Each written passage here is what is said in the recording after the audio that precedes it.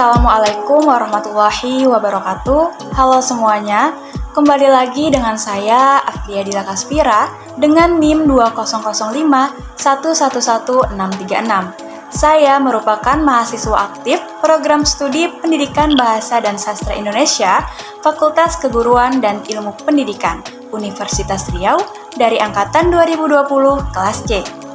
Video kali ini diperuntukkan untuk tugas mata kuliah Sejarah Sastra dengan dosen pengampu Bapak Dr. Mangatur Senaga M.Hum dengan materi mengenai asal-usul Ketobong Kramat. Materi ini saya ambil dari seorang narasumber yakni Bapak Suharsono yang kini berusia 46 tahun. Apa itu ketobong? Ketobong itu adalah salah satu alat musik tradisional yang disebut dengan kendang atau gendang. Nah, fungsi dari alat tradisional ini sebagai alat hiburan. Namun di zaman dahulu, ketobong atau gendang ini juga berfungsi sebagai alat untuk menyembuhkan orang sakit yang digunakan oleh para bomo atau tabib.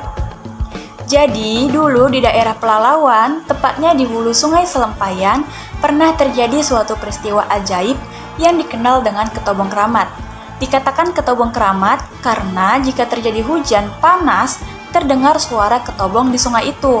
Oleh karena itu, mereka yang tinggal di sekitar daerah itu menganggap bahwa Sungai Selempayan termasuk sungai yang berpuaka atau berhantu.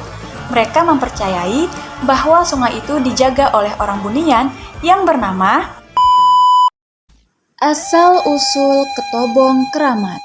Cerita rakyat dari Kabupaten Pelalawan, Riau. Alkisah, pada zaman dahulu kala, di negeri Pelalawan berkuasalah seorang raja yang dikenal sebagai Raja Pelalawan.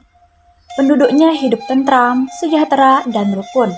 Namun, di antara penduduk tersebut, terdapat seorang laki-laki setengah baya yang hidup sangat miskin. Meskipun miskin, ia gemar menolong orang lain. Setiap hari, ia pergi menajuh di Sungai Selempaya yang mengalir di negeri itu. Selain menangkap ikan, laki-laki itu memiliki kepandaian mengobati orang sakit.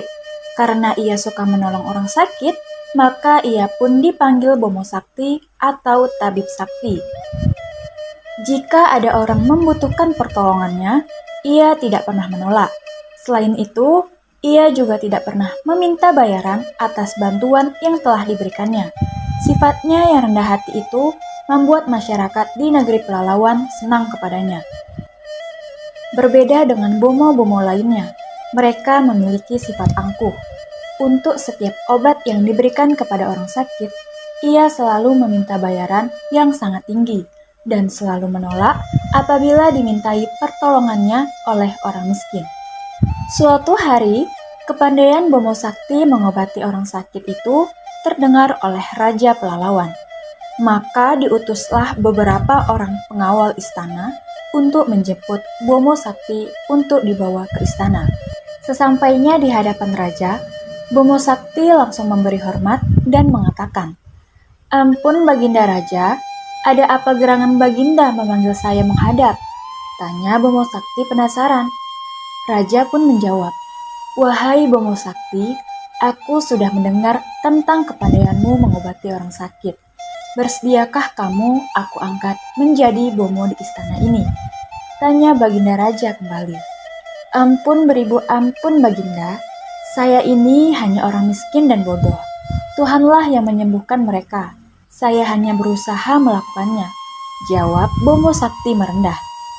Baginda Raja pun mengerti kalau Bomo Sakti menerima tawarannya itu dengan bahasa yang sangat halus. Akhirnya, Bomo Sakti pun diangkat menjadi bomo resmi di Kerajaan Pelalawan. Sejak itu, Bomo Sakti semakin terkenal hingga ke berbagai negeri. Kehidupan keluarganya berangsur-angsur menjadi makmur. Meskipun namanya sudah terkenal di mana-mana, Bomo Sakti tetap bersikap rendah hati. Ia masih mengerjakan pekerjaannya yang dulu, yaitu pergi menangkap ikan di Sungai Selempaya. Suatu waktu, Baginda Raja teringat akan keinginannya untuk memiliki anak. Akhirnya, Baginda Raja memanggil Bomo Sakti untuk menghadap kepadanya. Setelah Bomo Sakti menghadap, Baginda Raja pun berkata, "Wahai Bomo Sakti, sudah lama aku menginginkan anak. Aku sudah mendatangkan Bomo dari berbagai negeri, namun belum ada yang berhasil. Untuk membuktikan kesetiaanmu padaku, aku berharap kamu mau mengobati permaisuriku agar kami bisa mendapatkan keturunan. Pinta Raja Pelalawan dengan penuh harapan. Karena permintaan Raja, Bomo Sakti tidak bisa menolak. Hamba akan berusaha, Baginda. Semoga Tuhan Yang Maha Kuasa mengabulkan keinginan Baginda, jawab Bomo Sakti dengan rendah hati. Setelah itu, Bomo Sakti pun mengeluarkan seluruh kepandaiannya. Dengan takdir Tuhan Yang Maha Kuasa, usahanya berhasil. Beberapa hari setelah diobati, permaisuri pun mengandung. Hari berganti hari, minggu berganti minggu, genaplah 9 bulan kandungan permaisuri. Maka lahirlah seorang putri yang cantik jelita. Sejak itu, semakin masyhurlah nama Bomo yang sakti itu. Raja dan permaisuri serta seluruh penduduk negeri Pelalawan sangat senang dan gembira menyambut kelahiran sang putri kecil yang cantik itu. Seiring dengan berjalannya waktu, sang putri pun sudah berumur 15 tahun. Sebagai anak satu-satunya, sang putri sangat disayangi oleh Baginda Raja dan permaisuri. Kemanapun ia pergi, selalu dikawal oleh puluhan dayang-dayang. Suatu hari, sang putri jatuh sakit keras. Penyakitnya semakin hari semakin parah. Sudah puluhan Bomo didatangkan dari berbagai negeri, namun belum ada seorang pun yang bisa menyembuhkan sang putri. Baginda Raja dan permaisuri semakin cemas melihat kondisi putrinya yang semakin lemas. Dalam suasana cemas, tiba-tiba Baginda Raja teringat dengan Bomo Sakti. Maka diperintahkannya beberapa pengawal untuk mencari Bomo Sakti. Sudah berhari-hari pengawal istana mencari Bomo Sakti, namun tak kunjung mereka temukan.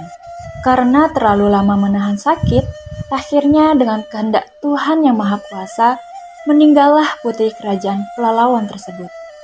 Tersebarlah berita kematian sang putri hingga ke seluruh pelosok negeri Pelalawan. Baginda Raja sangat sedih dan menyesal. Karena Bomo Sakti yang sangat diharapkan untuk menyembuhkan putrinya tidak pernah datang.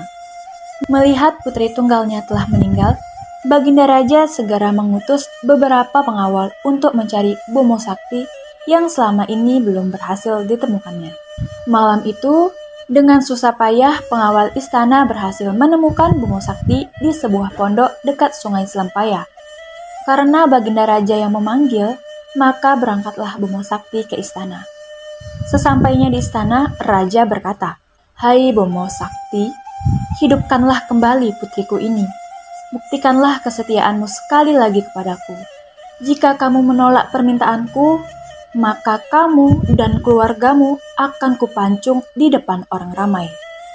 Mendengar ancaman Baginda Raja, Bomo Sakti pun menjadi ketakutan. Demi keselamatannya dan keluarganya, terpaksalah ia menuruti kehendak rajanya. Saat itu juga, Bomo Sakti segera mempersiapkan perlengkapan untuk upacara pengobatan yang belum pernah dilakukannya. Sambil membaca doa, Bomo Sakti menepung tawari sang putri yang sudah meninggal itu. Setelah itu, ia pun memukul ketobong sambil mengucapkan doa. Setelah hampir 2 jam lamanya ia memukul ketobongnya sambil membaca doa, selubung yang menutupi sang putri tiba-tiba bergerak. Semua orang yang melihat kejadian itu sangat kagum bercampur rasa takut. Tak lama terdengar sang putri bersin. Kemudian sang putri duduk seolah-olah baru bangun tidur. Akhirnya sang putri pun hidup kembali. Baginda Raja dan permaisuri sangat senang atas hidupnya kembali putri tunggalnya itu. Sebaliknya, Bomo Sakti merasa sangat menyesal menghidupkan kembali sang putri. Ia pun segera kembali ke perahunya yang tertambat di tepi sungai. Bomo Sakti menangis karena telah melanggar larangan gurunya. Larangan tersebut adalah ia tidak dibenarkan mengobati orang yang sehat dan orang yang sudah mati. Jika ia melanggar larangan itu, hidupnya akan teraniaya. Di tengah mengayuh perahunya, ia melihat pengawal istana sedang mengejarnya di belakang. Tak lama, ia mendengar suara teriakan dari arah perahu itu. "Hai Bomo Sakti! Tunggu, tunggu, Baginda Raja memanggilmu kembali ke istana," teriak seorang pengawal. Bomo Sakti terus saja mengayuh perahunya. Ia tidak menghiraukan suara teriakan itu. Setelah sampai di muara sungai, perahu Bomo Sakti tiba-tiba berhenti. Tak lama kemudian, perahu pengawal pun menyusul dan mendekati perahu Bomo Sakti. Sebelum turun dari perahunya, Bomo Sakti berpesan kepada pengawal istana yang mengejarnya. "Hai pengawal, sampaikan kepada rajamu, perintahnya telah saya laksanakan, hingga saya harus melanggar perintah guru saya. Saya bersumpah tidak akan menginjak bumi Pelalawan ini selagi saya masih hidup," tegas Bomo Sakti kepada pengawal. Setelah itu, ketobong yang digunakan untuk menyembuhkan sang putri dibuangnya ke dalam sungai. Ketika ketobong itu dibuang, tiba-tiba air sungai menjadi berombak. Pada saat itu pula, Bomo Sakti melompat ke darat sambil berteriak, "Jika kalian sampai di Pelalawan, sampaikan salamku kepada istri dan anak-anakku.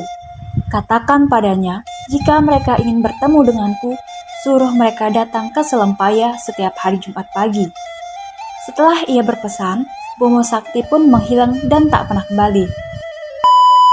Setelah membahas cerita rakyat di atas, kita akan membahas tentang nilai-nilai moral yang patut dijadikan sebagai pedoman. Nilai-nilai moral tersebut diantaranya sifat suka menolong, ikhlas, rendah hati, dan rela berkorban. Sifat-sifat tersebut tercermin pada perilaku Bomo Sakti. Ia gemar menolong orang yang membutuhkan pertolongannya, meskipun tidak diminta. Setiap orang yang ditolongnya tidak pernah ia mintai bayaran sebagai imbalan atas bantuan yang ia berikan. Sifat kerendahan hatinya tergambar ketika orang-orang yang datang meminta bantuannya tidak pernah ditolaknya. Baiklah teman-teman, sekian dulu video dari saya. Mohon maaf apabila terdapat banyak kesalahan, lebih dan kurang mohon dimaafkan. Terima kasih. Wassalamualaikum warahmatullahi wabarakatuh.